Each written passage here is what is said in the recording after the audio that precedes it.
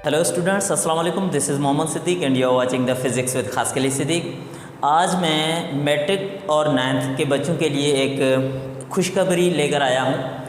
अगर नाइन्थ और मैट्रिक, क्योंकि अभी नाइन्थ के अंदर भी जो है वो फ़िज़िक्स, नाइन्थ क्लास को भी फ़िज़िक्स पढ़नी पड़ेगी। मैट्रिक में तो वैसे भी फ़िज़िक्स है, अभी नाइन्थ में भी फ़िज़िक्स है। तो अभी मैं एक और सीरीज़ जो है वो स्टार्ट कर रहा हूँ जिसमें नाइन्थ और मैट्रिक की जो फ़िज़िक्स है वो हम सीखेंगे। टॉपिक वाइज, चैप्टर वाइज जो है वो हम फिज़िक्स सीखेंगे नाइन्थ प्लस मैट्रिक की साथ में, ठीक है। तो नाइन्थ और मैट्रिक वाले जो है वो दोनों क्लासेस के बच्चे इन लेक्चर से अपनी फ़िज़िक्स जो है वो इम्प्रूव कर सकते हैं, अपनी फ़िज़िक्स को बिल्कुल 100% क्लियर कर सकते हैं। तो अगर आपने चैनल को सब्सक्राइब नहीं किया तो अभी चैनल को सब्सक्राइब भी कर लें और अपने फ्रेंड्स के साथ शेयर करें। अगर आप इस पहले लेक्चर को, आज हम पहला लेक्चर जो है वो स्टार्ट करने जा रहे हैं, द फर्स्ट लेक्चर, ठीक है। तो आज हमारा पहले चैप्टर में से पहला लेक्चर है, द लेक्चर नंबर फर्स्ट है किसका, नाइन्थ और मैट्रिक की फ़िज़िक्स के हवाले से पहला जो हमारा लेक्चर है, जो कि हमारे पास चैप्टर कौन सा चल रहा है अभी, क्योंकि हम स्टार्ट कर रहे हैं अभी फर्स्ट चैप्टर को, बिल्कुल इंट्रोडक्शन से हम स्टार्ट कर रहे हैं। नाइन्थ और मैट्रिक के दोनों जो है वो क्लासेस इन लेक्चर्स से अपना फ़ायदा जो है वो हासिल कर सकते हैं। इन लेक्चर की मदद से सीख सकते हैं कि फ़िज़िक्स को कैसे समझना है। बहुत आसान तरीके से मैं आपको फ़िज़िक्स एक्सप्लेन करके दूंगा। हर चीज़ जो है वो आपको बिल्कुल सिंपल लगेगी। आपने अपनी लेवल में रहकर, आई मीन कि आप अगर मैट्रिक के स्टूडेंट्स हैं या नाइन्थ के स्टूडेंट्स हैं तो आपने नाइन्थ और मैट्रिक की लेवल के साथ फ़िज़िक्स पढ़नी है। ऐसा नहीं है कि आप जो है वो आगे वाली लेवल के ऊपर चले जाएं। आप मैट्रिक वाले का आई मीन फर्स्ट ईयर या इंटर के कंसेप्ट यहाँ पे जो है वो अगर शामिल करेंगे तो थोड़ी कन्फ्यूजन हो जाएगी। इसलिए मैं अभी मेरे जो वीडियो लेक्चर्स फर्स्ट ईयर और इंटर के हवाले से भी अपलोड हो रहे हैं तो आप उनको भी सुन सकते हैं, लेकिन वो सुनने से जो है वो आप थोड़े कंफ्यूज हो जाएंगे क्योंकि आपकी वो लेवल नहीं है। जब आप फर्स्ट ईयर या इंटर में आ जाएंगे तो उसके बाद ही आप उनको यूज़ करना। फ़िलहाल आपने क्या पढ़ना है, फ़िलहाल आपने नाइन्थ और मैट्रिक की लेवल के हिसाब से फ़िज़िक्स पढ़नी है, सीखनी है, ठीक है। तो स्टूडेंट्स, हमारे पास सबसे पहला टॉपिक जो है 1.1 टॉपिक हम ले रहे हैं लेक्चर फर्स्ट के अंदर, जो कि है व्हाट इज़ फ़िज़िक्स, कि फ़िज़िक्स है क्या, मतलब फ़िज़िक्स को कैसे समझना है या फ़िज़िक्स क्या है।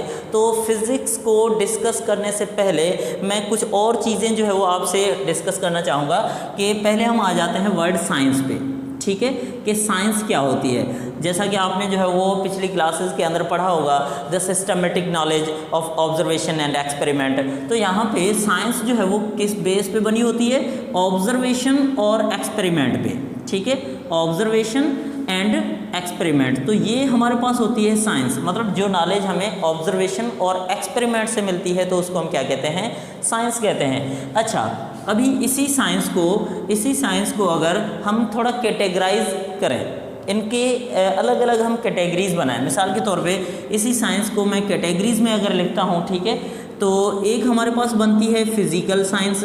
तो आपने इन चीज़ों को बिल्कुल गौर से देखना है। एक हमारे पास क्या बनती है, फिज़िकल साइंस, यानी कि उसी साइंस के हमने दो अलग अलग कैटेगरीज बनाए हुए हैं, और दूसरी है बायोलॉजिकल साइंस, ठीक है, बायोलॉजिकल साइंस। तो अब इनके ऊपर ज़रा गौर करें कि ये फिज़िकल साइंस और बायोलॉजिकल साइंस, यानी कि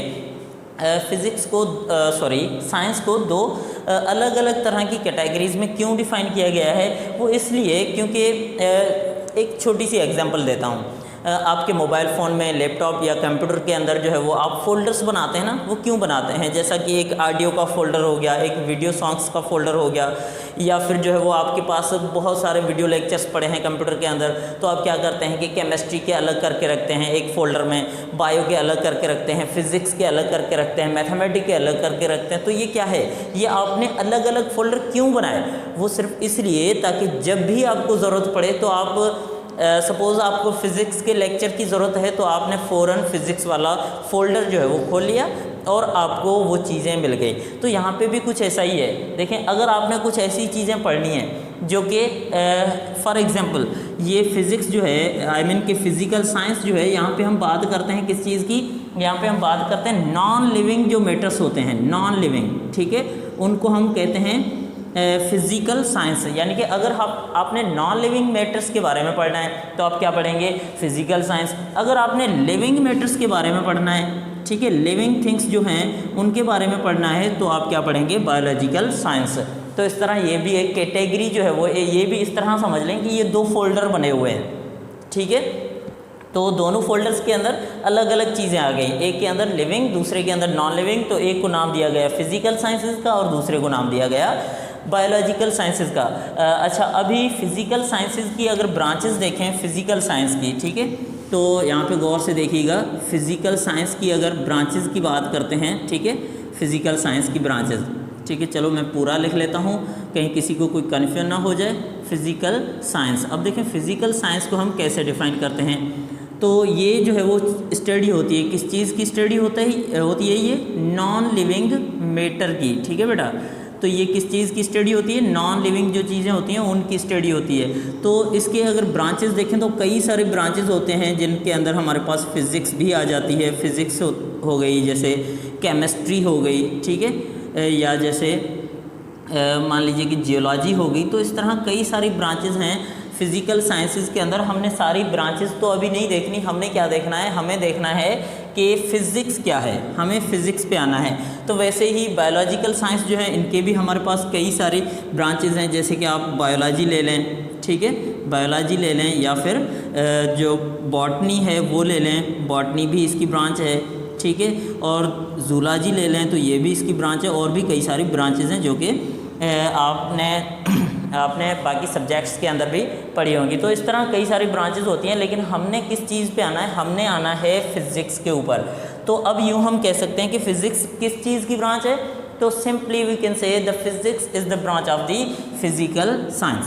फिज़िक्स किस चीज़ की ब्रांच है, किस सब्जेक्ट की ब्रांच है, फिज़िकल साइंस की। साइंस की तो है चलो, लेकिन उसको मज़ीद अगर हम क्लियरिफाई कर रहे हैं ना, तो फिज़िक्स जो है किस चीज़ की ब्रांच है, फिज़िकल साइंस की। आई होप कि ये कंसेप्ट बहुत आसान है, आपने सिर्फ बारीकी से जो है वो इनका कंसेप्ट जहन में रखना है कि साइंस 2 तरह की होती हैं, एक फ़िज़िकल होती हैं और दूसरी बायोलॉजिकल। और फिज़िकल जो साइंसेज होती हैं उसके अंदर हमारे पास फिज़िक्स है, केमिस्ट्री है और जियोलॉजी है, ठीक है। अच्छा, उसके बाद अगर हमने आना है किस चीज़ के ऊपर, हमने आना है फिज़िक्स के ऊपर। तो फिज़िक्स क्या है, अब हमारे पास जो पहला सवाल है फर्स्ट चैप्टर के फर्स्ट टॉपिक का, जो सबसे फर्स्ट क्वेश्चन है वो क्या है, व्हाट इज़ फिज़िक्स। तो अभी हमने फिज़िक्स को डिफ़ाइन करना है कि फ़िज़िक्स क्या होती है, ठीक है। तो सिंपल वे में हम इसको कैसे डिफ़ाइन करेंगे। सबसे पहले तो हमारे जहन में यही होना चाहिए कि फ़िज़िक्स जो है वो ब्रांच है, किस चीज़ की ब्रांच है, किस सब्जेक्ट की ब्रांच है। तो हम यूँ कहेंगे कि ये साइंस की ब्रांच है, लेकिन इसको अगर हम थोड़ा और क्लियर करते हैं तो ये हम कहेंगे कि ये किस चीज़ की ब्रांच है, ये फिज़िकल साइंस की ब्रांच है। किस चीज़ की ब्रांच है, अगर हम डेफिनेशन लिखते हैं ना तो हम लिखेंगे the branch of physical science, ठीक है, the branch of physical science. अच्छा, उसके बाद concerned with the study of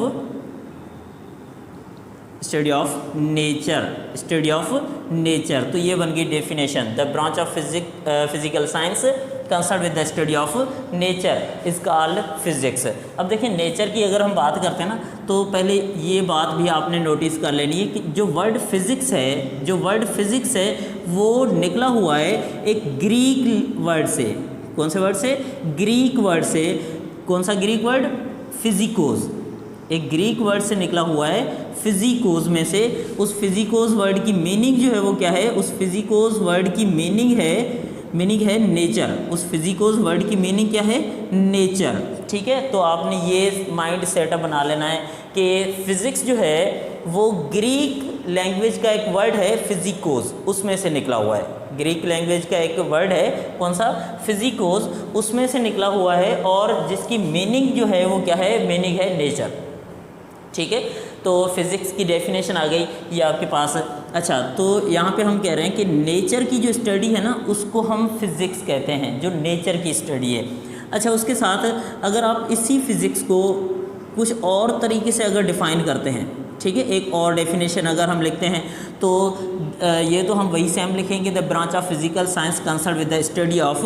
तो हम आगे लिखते हैं study of what, study of matter and energy, study of matter and energy. So this is the perfect definition also.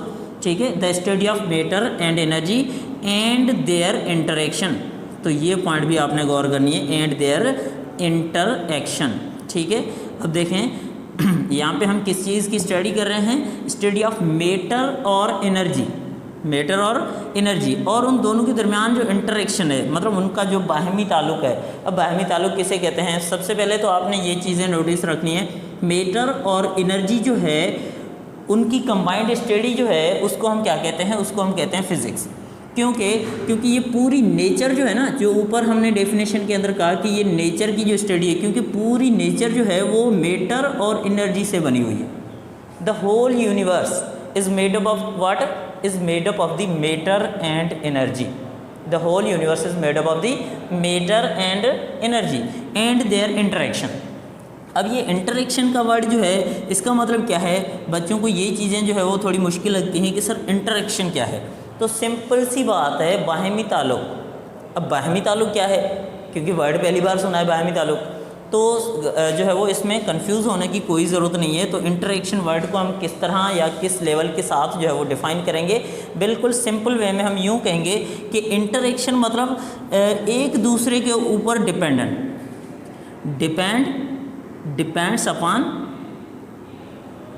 Depends upon each other.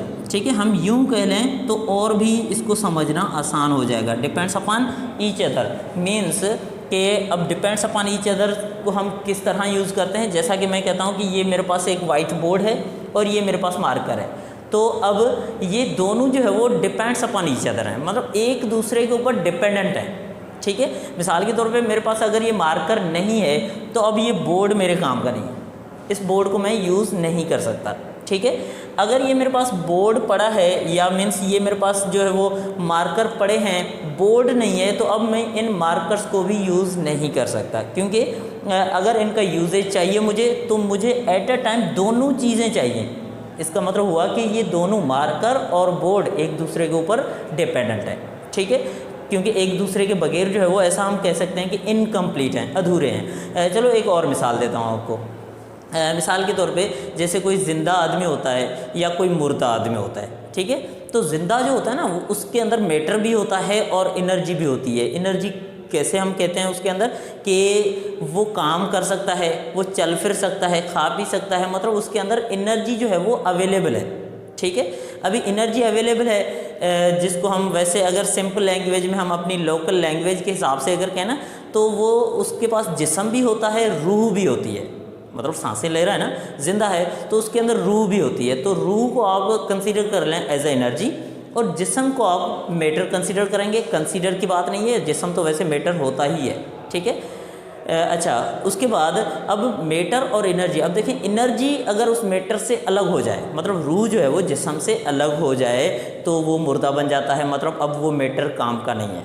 ठीक है, ना ही वो रूह जो है वो काम की है, ना ही वो मुर्दा जिस्म जो है वो काम का है। लेकिन दोनों जब कंबाइंड थे तो वो काम के थे, मतलब जिस्म भी था और साथ में उसके रूह भी थी, तो हम कह सकते हैं कि वो क्या है, वो कंबाइंड है। तो इस तरह मतलब वो एक दूसरे के ऊपर डिपेंडेंट है, एक दूसरे के ऊपर एक दूसरे के बगैर जो है वो अधूरे हैं। तो यूँ हम कहते हैं सिंपली कि मैटर और एनर्जी जो है वो उनका आपस में क्या है, आपस में इंटरेक्शन है, यानी कि वो म्यूचुअली डिपेंडेंट हैं एक दूसरे के ऊपर। तो हम यूँ कह सकते हैं कि उनका आपस में क्या है, इंटरेक्शन है। ठीक है, तो ये हमारे पास एक फिज़िक्स का इंट्रोडक्शन हो गया डेफिनेशन समेत। अच्छा, अब ब्रांचेस की अगर बात कर लें कि फ़िज़िक्स की कितनी ब्रांचेस हैं। अब देखें वैसे तो बहुत सारी ब्रांचेस हैं, लेकिन हम यहाँ पे जो बात कर रहे हैं ना, हम कुछ ब्रांचेस की बात करेंगे, कुछ यानी कि जो आपकी टेक्स्ट बुक के अंदर दी गई हैं उनकी हम बात करें कि टेक्स्ट बुक के हवाले से दोनों जो है वो कितनी ब्रांचेस हैं, टेक्स्ट बुक के हवाले से कितनी ब्रांचेस हैं, उनको हम डिस्कस करेंगे ज़रा। ठीक है, अच्छा तो सबसे पहले मैं लिखूंगा इधर कि पहली ब्रांच जो है वो क्या है, वो है मैकेनिक्स। पहली ब्रांच जो है वो क्या, कौन सी है, मैकेनिक्स। ठीक है, अब मैकेनिक्स जो है इस वर्ड का मतलब जो होता है ना, इस वर्ड का मतलब होता है मोशन। अब देखें ये भी बात आपको मैं बता दूं कि फ़िज़िक्स की ज़्यादातर या फिर जो है वो सारी ब्रांचेस जो हैं वो अब सिर्फ उनके नाम से ही डिफ़ाइन की जा सकती हैं। सिर्फ आपको उनके नाम का मतलब पता हो तो आप उसकी डेफिनेशन बना सकते हैं। कैसे? मिसाल के तौर पे मैकेनिक वर्ड यूज़ होता है मोशन के लिए, ठीक है। तो अब इसकी अगर आपने डेफिनेशन लिखनी है तो डेफिनेशन क्या लिखेंगे? The branch of physics deals with the study of motion of the object, ठीक है, मोशन ऑफ द ऑब्जेक्ट। अब पूरी डेफिनेशन बुक के अंदर जैसे लिखी हुई है the study of motion of the object, लेकिन वहाँ पे एक और बात है, motion of the object with reference, ठीक है। एक बात होती है विथ रेफरेंस या विथ फोर्स कह लें, विथ रेफरेंस, और दूसरा होता है विदाउट रेफरेंस, दूसरा होता है विदाउट रेफरेंस, ठीक है। तो अब इन चीज़ों को कैसे समझना है? विथ रेफरेंस और विदाउट रेफरेंस का मतलब क्या है, या विथ फोर्स और विदाउट फोर्स का मतलब क्या है? ये दोनों मोशंस होती हैं। एक विथ फोर्स होती है, विथ फोर्स यानी कि मिसाल के तौर पे ये मेरे पास कोई ठेला है, ठीक है, इसको मैं फोर्स लगा रहा हूँ, इसको कोई पर्सन है, कोई आदमी है, यहाँ से जो है वो फोर्स लगा रहा है, इसके ऊपर कोई भी फोर्स एफ जो है वो लग रही है, तो ये ठेला जो है वो मूव करता है। अब देखें, जब तक ये फोर्स अप्लाई हो रही है तब तक ये जो है वो मूव कर रहा है, ठीक है। तो ये हो गया विथ फोर्स। अब विथ फोर्स जो हमारे पास मोशन होती है उसको काइनेमेटिक कहा जाता है, सॉरी उसको डायनामेटिक कहा जाता है, ठीक है। उसको क्या कहा जाता है? डायनामिक, ठीक है, उसको डायनामिक कहा जाता है। जो विथ फोर्स होती है या विथ रेफरेंस जो मोशन होती है ना, उसको क्या कहा जाता है? डायनामिक। और जो विदाउट फोर्स यानी कि इसके ऊपर कोई नेट फोर्स ना लगे। अब देखें, विदाउट फोर्स का मतलब ये नहीं होता कि उसके ऊपर बिल्कुल फोर्स ना लगे, फोर्स लगती हैं, बहुत सारी भली फोर्स जितनी भी चाहे लग लें, लेकिन सारी की सारी फोर्सेस आपस में बैलेंस्ड होती हैं। बैलेंस का मतलब समझते हो? मिसाल के तौर पे यहाँ से मैंने जो है वो फोर्स लगाई 10 न्यूटन की, ठीक है, और यहाँ से एक और बंदा है वो भी 10 न्यूटन की फोर्स लगा रहा है, तो इसका मतलब हुआ अब इसके ऊपर जो फोर्स लग रही है वो कौन सी फोर्स है? वो बैलेंस फोर्स है। अब ये फोर्सेस बैलेंस होती है ना, तो बैलेंस फोर्स की वजह से, अब बैलेंस फोर्स की वजह से जो है वो हमारे पास मोशन नहीं हो रही, लेकिन फिर भी अगर ऑब्जेक्ट मूव कर रहा है। अब आपके जहन में ये सवाल आता है, सर फोर्सेस अप्लाई हो नहीं रही, मतलब जो हो रही हैं वो बैलेंस है, फिर ऑब्जेक्ट कैसे मूव करता है? तो इसका सिंपल एग्जांपल है, जैसे अर्थ जो है वो रिवॉल्व कर रही है अराउंड द सन, ठीक है, उसमें क्या है कि सन की फोर्स जो है वो उसको अंदर की तरफ खींच रही है, और उसकी अपनी जो सेंट्रीफ्यूगल फोर्स है वो उसको बाहर की तरफ खींच रही है। तो दोनों फोर्सेस आपस में क्या हो गए? इक्वल। मिसाल के तौर पे ये सन है, ठीक है, और ये अर्थ है, तो अर्थ जो है वो सन के अराउंड रिवॉल्व कर रही है, ठीक है। तो अब ये सन की फोर्स जो है वो इसको अंदर की तरफ खींच लाती है, लेकिन इसकी अपनी जो सेंट्रीफ्यूगल फोर्स है वो बाहर की तरफ है।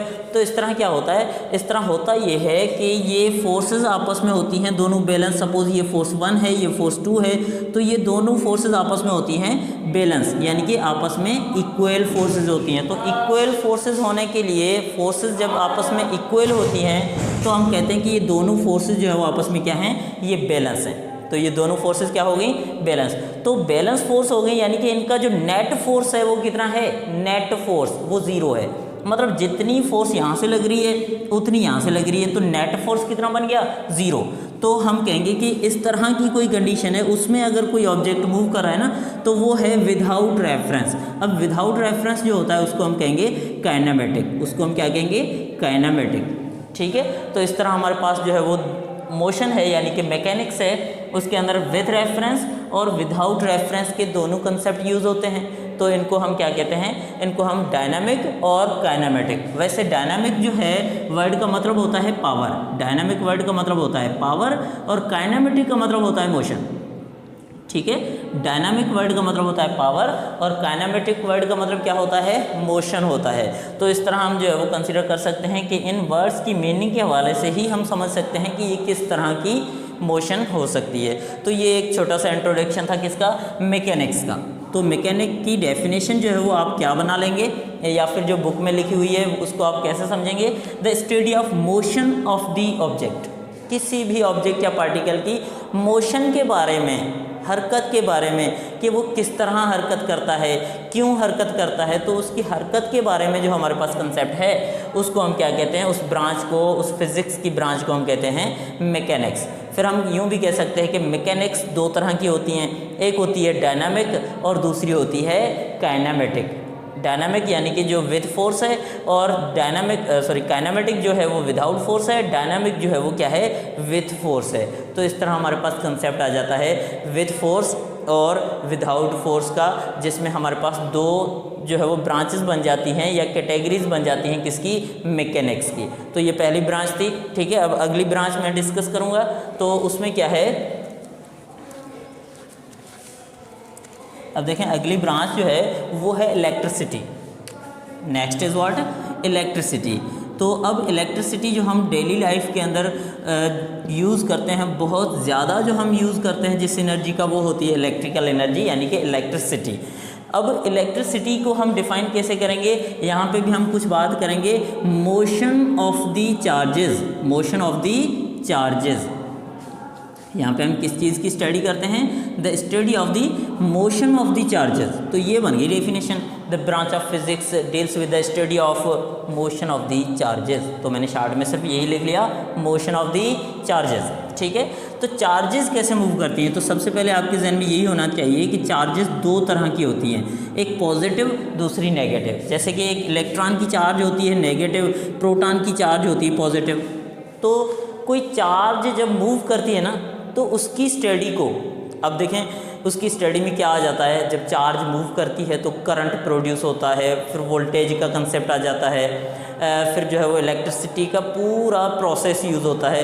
तो इसकी स्टडी को हम क्या कहते हैं, इलेक्ट्रिसिटी किसको हम कहते हैं, the motion of the charges, ठीक है। तो ये बन गई मोशन ऑफ द चार्जेस यानी कि द डेफिनेशन ऑफ इलेक्ट्रिसिटी, ठीक है। अच्छा, उसके बाद एक और हमारे पास ब्रांच है, कौन सी, एक और ब्रांच है इलेक्ट्रोमैग्नेटिज्म, इलेक्ट्रोमैग्नेटिज्म, ठीक है।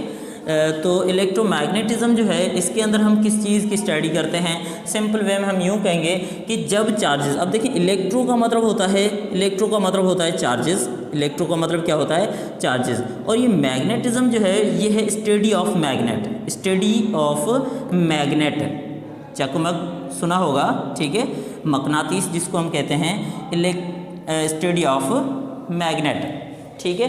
तो स्टडी ऑफ मैग्नेट जो है वो क्या है, स्टडी ऑफ मैग्नेट यानी कि उस जो मैग्नेटिक इफेक्ट की स्टडी। अब यहाँ पे इलेक्ट्रोमैग्नेटिज्म का वर्ड क्यों यूज़ हो रहा है, इसको हम सिंपली यूँ डिफाइन करेंगे। मान लीजिए कि ये मेरे पास कोई वायर है, अब इसमें से मैं चार्जेस को फ्लो करा रहा हूँ, ये चार्जेस जो है वो यूँ फ्लो हो रही हैं। तो जब चार्जेस फ्लो होती है ना, तो उनके अराउंड जो है वो एक मैग्नेटिक फील्ड बन जाती है, उस वायर के अराउंड जो है वो मैग्नेटिक फील्ड बन जाती है। तो मतलब जब किसी वायर से, जब किसी कंडक्टर से इलेक्ट्रिसिटी पास होती है, जब किसी कंडक्टर से इलेक्ट्रिसिटी पास होती है, तो वो conductor as a magnet behave करता है। इस पॉइंट को ध्यान में रख लें। जब किसी, जैसा कि ये मेरे पास कोई कंडक्टर है, इसमें से मैंने इलेक्ट्रिक चार्जेस को क्रॉस करवाया, तो क्या हुआ, इलेक्ट्रिक चार्जेस को जैसे क्रॉस करवाया तो ये कंडक्टर जो है वो now it will behave like a magnet, ठीक है। ये मैग्नेट की तरह बन जाएगा, मैग्नेट की तरह बिहेव करेगा। तो हम कहते हैं कि इस तरह का जो प्रोसेस होता है, फिनोमेना होता है, इसकी स्टडी को हम क्या कहते हैं, इलेक्ट्रोमैग्नेटिज्म। बात समझ आ गई, तो इसको हम कहते हैं इलेक्ट्रोमैग्नेटिज्म। अच्छा, उसके बाद एक और ब्रांच, कौन सी, चौथी नंबर ब्रांच। अब ये तरतीब थोड़ी ऊपर नीचे हो जाए तो ये आप बुक से देख लीजिएगा, बाकी हम सिर्फ उनके कंसेप्ट जो है वो देख रहे हैं। अच्छा, एटॉमिक फ़िज़िक्स क्या होती है, बहुत सिंपल सी बात। अब यहाँ पे आप कह सकते हैं the study of atom, study of atom, कुछ मुश्किल नहीं है इसमें, स्टडी ऑफ एटम आप कह लें तो ये आपकी बन जाएगी डेफिनेशन एटॉमिक फ़िज़िक्स की, कि एटम की स्टडी को हम क्या कहते हैं, एटॉमिक फ़िज़िक्स, ठीक है, बात ख़त्म। अच्छा, उसके बाद अब एक और हमारे पास ब्रांच है, जैसे कि न्यूक्लियर फ़िज़िक्स। अब ये न्यूक्लियर फ़िज़िक्स दोबारा वही same cheese, study of nuclei of the atom, study of nuclei of the atom, या आप यूँ कह लें स्टडी ऑफ न्यूक्लियस। तो इसका मतलब है कि न्यूक्लियस के अंदर का प्रोसेस जो है, या जो है वो न्यूक्लियस के अंदर कौन कौन से पार्टिकल्स हैं, उनकी स्टडी को हम क्या कहते हैं, उनकी स्टडी को हम कहते हैं न्यूक्लियर फ़िज़िक्स। ये एटॉमिक फ़िज़िक्स है, यूँ लिख लें एटॉमिक फ़िज़िक्स, और ये न्यूक्लियर फ़िज़िक्स, ठीक है। तो ये स्टडी बन गई एटॉमिक और न्यूक्लियर फ़िज़िक्स की, ठीक है। अच्छा, उसके बाद छठी नंबर ब्रांच जो है वो हमारे पास क्या है, एक और ब्रांच है बायोफिज़िक्स, ठीक है, बायोफिज़िक्स। अब ये बायोफिज़िक्स या फिर मेडिकल फिज़िक्स भी इसे कहा जाता है। तो ये बायोफिज़िक्स क्या है? अब हम यहाँ पे बात कर रहे हैं जो बायो के अंदर, यूँ आप कह लें कि अगर हम लाइफ की स्टडी करते हैं ना, जैसे बायोलॉजी के अंदर हम करते हैं, जूलॉजी के अंदर या बॉटनी के अंदर, तो बायोलॉजी की स्टडी जो होती है, लाइफ की जो स्टडी होती है, उसके अंदर जो हम फिज़िकल सिस्टम यूज़ करते हैं। चलो एक छोटी सी एग्जांपल देता हूँ। और हॉस्पिटल में चले जाएं, वहाँ पे चलो इलाज होता है, पूरा मेडिकल जो है वो सिस्टम होता है, लेकिन उस मेडिकल सिस्टम को यूज़ करने के लिए फ़िज़िकल सिस्टम की ज़रूरत पड़ती है। आप एक छोटे से थर्मामीटर की एग्जांपल ले लें, सपोज़ कोई ये थर्मामीटर है, तो कोई भी जो है वो MBBS कितना भी बड़ा सर्जन क्यों ना हो, वो थर्मामीटर के बगैर एक्यूरेट टेम्परेचर चेक नहीं कर सकता। तो ये थर्मामीटर क्या है? ये थर्मामीटर जो है वो इन्वेंशन है किस चीज़ की? फ़िज़िक्स की। चाहे उनको मेडिकल वाले यूज़ करें, लेकिन वो इन्वेंशन किसकी है? फ़िज़िक्स की। तो इस तरह का जो प्रोसेस है, जो हम फ़िज़िक्स की बनाई हुई चीज़ें या फिज़िकल सिस्टम को जब हम बायो के अंदर यूज़ करते हैं, मेडिकल के अंदर यूज़ करते हैं, तो उसको हम क्या कहते हैं? उसको हम कहते हैं बायोफिज़िक्स। बात क्लियर हो गई? अच्छा, उसके बाद 7वीं नंबर ब्रांच है एस्ट्रोफिज़िक्स। ठीक है, एस्ट्रोफिज़िक्स क्या होती है? अब देखें, एस्ट्रोफिज़िक्स बहुत ही simple, the study of astronomical bodies, the study of astronomical bodies. तो एस्ट्रोनॉमिकल बॉडीज़ जो हैं उनकी स्टडी की बात कर रहे हैं हम इधर। ठीक है, एस्ट्रोनॉमिकल बॉडीज़। तो अब सवाल ये है कि एस्ट्रोनॉमिकल बॉडीज़ किसे कहा जाता है? तो आपने सुना होगा या फिर देखा होगा, जैसे अर्थ के अलावा और भी प्लैनेट हैं, और भी कई सारे स्टार्स जो हैं रात को हमें दिखाई देते हैं। सूरज है, प्लैनेट बहुत सारे और भी हो सकते हैं। जितने भी स्टार्स हैं उन सब के अलग अलग प्लैनेट भी हो सकते हैं, मतलब इट्स पॉसिबल, बिकॉज सूरज जो है वो हमारे पास वो खुद एक स्टार है। तो इसकी तरह और भी कई सारे स्टार्स अवेलेबल हैं, तो उनके भी अपने प्लैनेट हो सकते हैं। तो धरती की या फिर बाकी जितने सारे प्लैनेट, स्टार्स वगैरह हैं, तो इन सब को कहा जाता है, ये सारे क्या हैं? एस्ट्रोनॉमिकल बॉडीज़ हैं। तो इनकी स्टडी को हम क्या कहते हैं? इनकी स्टडी को हम कहते हैं एस्ट्रोफिज़िक्स। एस्ट्रोफिज़िक्स कहेंगे इसको हम, ठीक है, एस्ट्रोफिज़िक्स। अच्छा, 8वीं नंबर ब्रांच है, तो वो हमारे पास ब्रांच है प्लाज्मा फिज़िक्स जैसे। ठीक है, प्लाज्मा फिज़िक्स किसे कहा जाता है? प्लाज्मा फिज़िक्स हम कहते हैं हाईली आयोनाइज्ड एटम। अब देखिए, यहाँ पे बात आ जाती है हाईली आयोनाइज्ड एटम। इसका मतलब क्या हुआ? यानी कि कोई हमारे पास, ये देखें, कोई हमारे पास एटम है मान लीजिए, ठीक है, तो ये इसके बीच में जो है वो क्या है? न्यूक्लियस है। तो ये इलेक्ट्रॉन जो होता है, ये इसकी शेल्स के अंदर जो इलेक्ट्रॉन्स होते हैं, अब इनको अगर हम सपोज़ एनर्जी सप्लाई करते हैं, इसको हम कोई फोटान, कोई दूसरा इलेक्ट्रॉन या किसी भी तरह की एनर्जी से हम इस इलेक्ट्रॉन को एक्साइट करते हैं, तो ये ऊपर वाले शेल में चला जाता है, और एक्साइट करते हैं और ऊपर चला जाता है। तो फिर क्या होता है? तो एक पॉइंट ऐसी आ जाती है कि ये इलेक्ट्रॉन जो है वो ये यहाँ से बिल्कुल स्केप आउट हो जाता है, बाहर निकल जाता है, यानी कि इस एटम को छोड़ के बाहर निकल जाता है। तो सारे इलेक्ट्रॉन्स जब इस एटम में से, किसी भी एटम में से सारे इलेक्ट्रॉन्स जब रिमूव हो जाते हैं इस तरह, तो वो एटम जो है वो उसके अंदर सिर्फ न्यूक्लियस बच जाता है। तो न्यूक्लियस के अंदर प्रोटॉन न्यूट्रॉन होते हैं, वो तो अवेलेबल होते हैं, लेकिन अभी इलेक्ट्रॉन नहीं होते। तो इसका मतलब क्या हुआ कि यहाँ पे जो जैसे वर्ड हम यूज़ करते हैं ना, बेयर न्यूक्लियाई लिखा हुआ है। बेयर न्यूक्लियाई का मतलब क्या होता है? बेयर न्यूक्लियाई का मतलब होता है the nuclei without electron, the nuclei without electron, यानी कि उनमें से इलेक्ट्रॉन निकल जाएं, सिर्फ न्यूक्लियस बच जाए। तो इस तरह की स्टेट जो होती है मैटर की, चौथी स्टेट जिसको हम प्लाज्मा स्टेट कहते हैं, तो उसकी स्टडी को हम क्या कहते हैं? Plasma physics. The study of bare nuclei या the study of highly ionised atom, क्योंकि इनको हमने यहाँ पे देखें, इनको हमने एक्साइड किया, यहाँ पे आया और एक्साइड किया। अब देखें, इनको हमने आयोनाइज कैसे किया? इस इलेक्ट्रॉन को निकाल दिया, तो ये आयोनाइज हो गया। अब हाईली आयोनाइज का मतलब क्या हुआ कि सारे के सारे इलेक्ट्रॉन हम इसमें से निकाल दें, उनको एनर्जी सप्लाई करके सारे के सारे इलेक्ट्रॉन इस एटम में से निकल जाएं, तो हम कह सकते हैं कि ये हमारे पास जो एटम है, अब इसके अंदर कोई इलेक्ट्रॉन नहीं है, अब ये बेयर न्यूक्लियाई है। ठीक है, तो इस स्टेट को हम कहते हैं प्लाज्मा स्टेट, और उस ब्रांच को हम क्या कहते हैं? Plasma physics. और 9th नंबर ब्रांच जो है वो है आपकी सॉलिड स्टेट फिजिक्स।